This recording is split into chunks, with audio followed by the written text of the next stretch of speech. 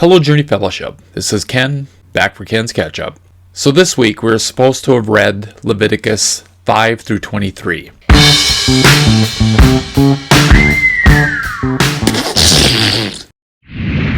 There's a lot of stuff in here. It's very deep in the minutia of things. There's a lot of talk about offerings, ordination of priests, how they begin their ministry. We have things happen that we shouldn't really think happen, like the deaths of Nadab and Abihu for authoring an unauthorized fire before the Lord. It was contrary to his command. It seems like a minor offense, but God always has a reason behind his rules. Then there's talk about food, purification techniques after childbirth, defiling skin diseases, discharges. It's nasty when you think about it.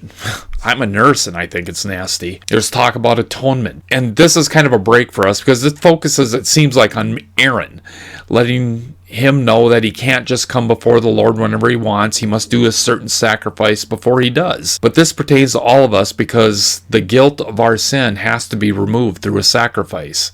And that's what this whole book is about. Actually, that's what the whole Bible is about. Then we get back to eating blood is forbidden. If the animal's tore apart and found dead, things like that, it's just not supposed to be touched. There's a whole section on unlawful sexual relations. Things like various laws in chapter 19, such as no cutting your bodies or putting tattoos on them. I take that one a little personally.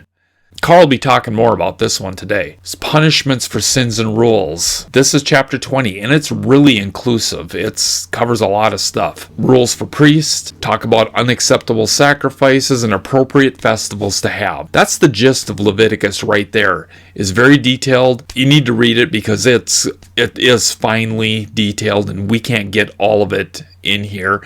Some of the things don't even make sense because of the time they happened compared to now. We don't know the reasons behind why God did it. Some of the stuff we do, like circumcision, which is going back before this, happens on the 8th day. Why?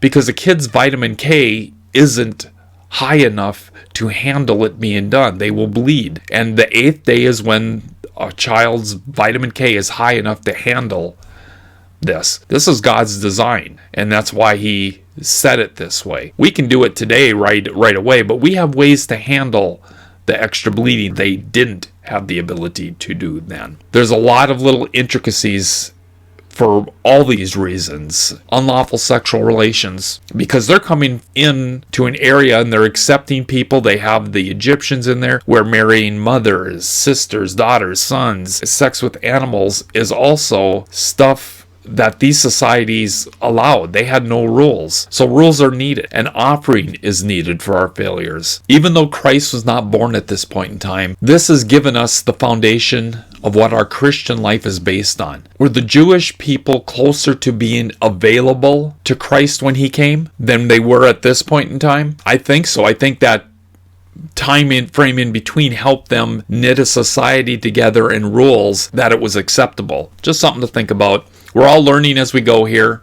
I'm like everybody else. This is a great way to get through the Bible. There are a lot of questions on top of questions coming out. I think it's fantastic because God wants your questions. Carl wants your questions. I want your questions. This is Ken's Catch-Up, and I'll catch you next week, but hopefully with a little bit more in depth.